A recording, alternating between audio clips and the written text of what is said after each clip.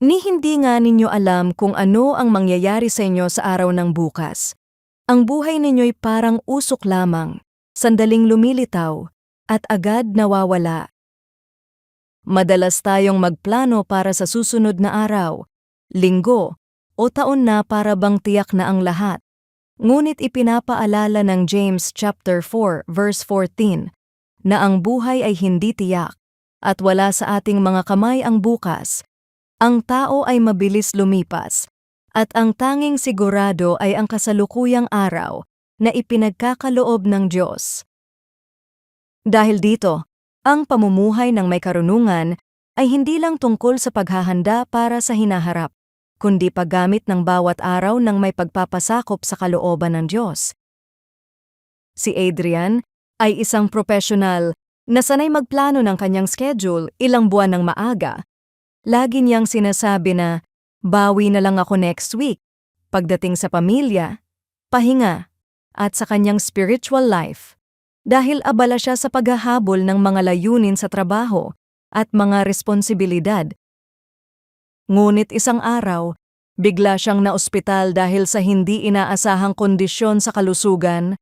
Habang nakahiga siya sa kama ng ospital, napagtanto niya na marami siyang bagay na hindi nabigyan ng tamang halaga, mga pag-uusap kasama ang pamilya, panalangin, at mga sandaling hindi sana niya ipinagpaliban.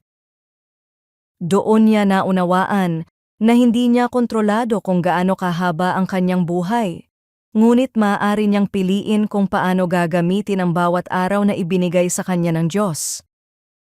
Tayo rin ay tinatawag na mamuhay ng may kaseryosohan at karunungan, hindi dahil sa takot, kundi dahil alam nating ang buhay ay regalo mula sa Diyos, at hindi tunay na pag-aari natin. Ang bawat araw ay pagkakataon upang sumunod kay Kristo, ayusin ang ating mga relasyon, at mamuhay ng may kababaang loob sa harap ng Diyos. Panginoon, turuan mo akong huwag ipagpaliban ang mga bagay na dapat kong gawin ngayon ayon sa iyong kalooban. Bigyan mo ako ng karunungan upang gamitin ang bawat araw ng may layunin at may paggalang sa iyong paghahari sa aking buhay. Tulungan mo akong itama ang aking mga prayoridad, mamuhay sa pananampalataya, at maging handang sumunod sa iyo araw-araw nang hindi umaasa sa bukas.